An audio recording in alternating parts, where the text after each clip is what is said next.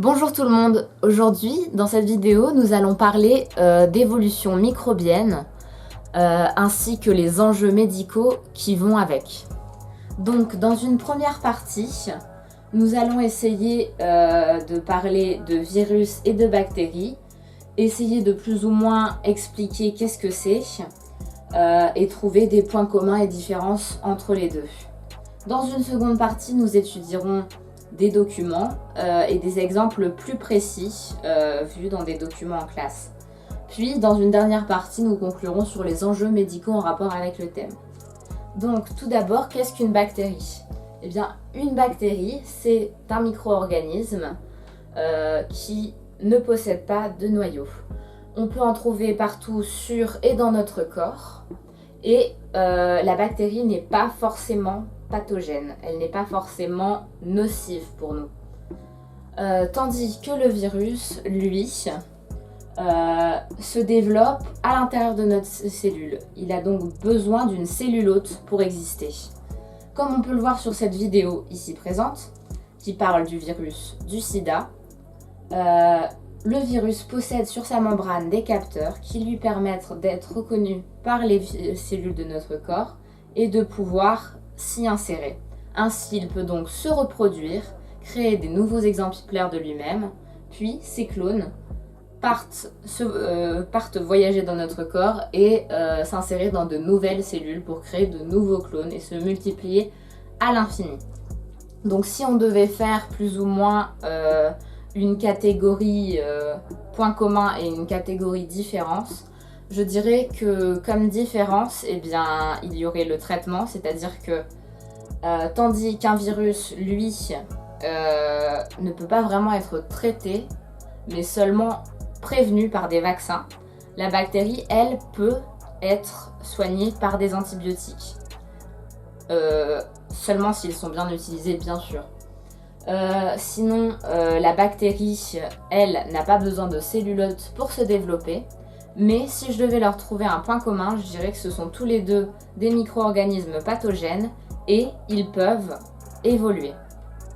Donc nous allons voir maintenant de quelle manière ils évoluent, pourquoi cela rend la recherche de traitements complexe grâce à des documents vus en classe. Donc tout d'abord, dans le document 1 qui parle de bactéries, on peut voir tout simplement que les bactéries mutent.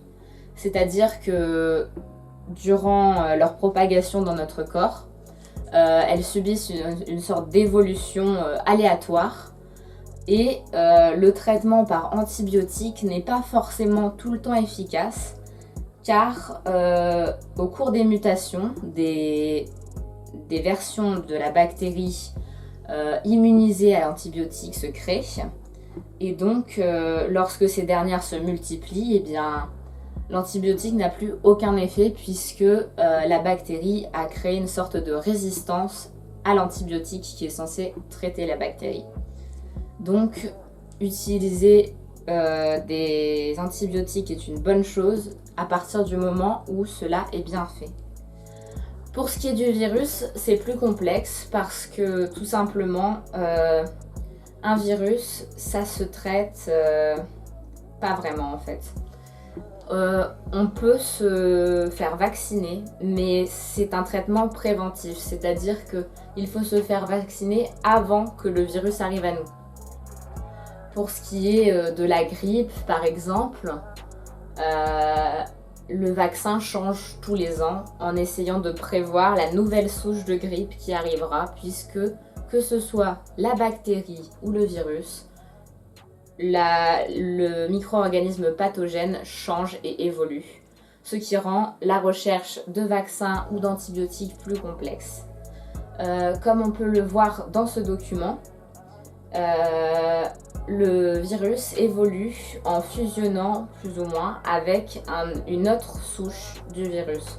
Dans ce qui est le cas de la grippe, du coup, on peut voir que lorsque deux grippes fusionnent, elles créent une nouvelle grippe qui elle-même peut ensuite fusionner avec une autre version de la grippe pour créer une nouvelle souche.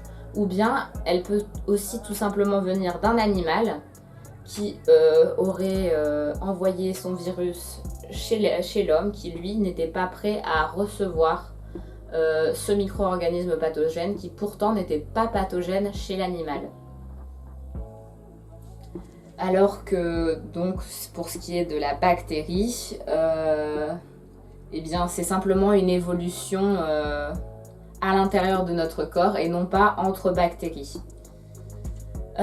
Donc l'enjeu médical dans l'histoire, eh bien, il est plutôt simple, c'est que à partir du moment où les bactéries et les virus évoluent, il devient vraiment complexe de les traiter, puisque comme on l'a vu avec l'exemple de la grippe, elle évolue chaque année, la grippe saisonnière change chaque année, et donc le vaccin pour la soigner change aussi chaque année. Pour ce qui est des bactéries, eh bien, l'utilisation intensive des antibiotiques rend la recherche de soins complexe puisque les antibiotiques peuvent vite, s'ils sont mal utilisés, devenir inefficaces. Donc l'enjeu serait de trouver un moyen plus ou moins efficace pour lutter contre les virus et les bactéries en prenant en compte leurs mutations.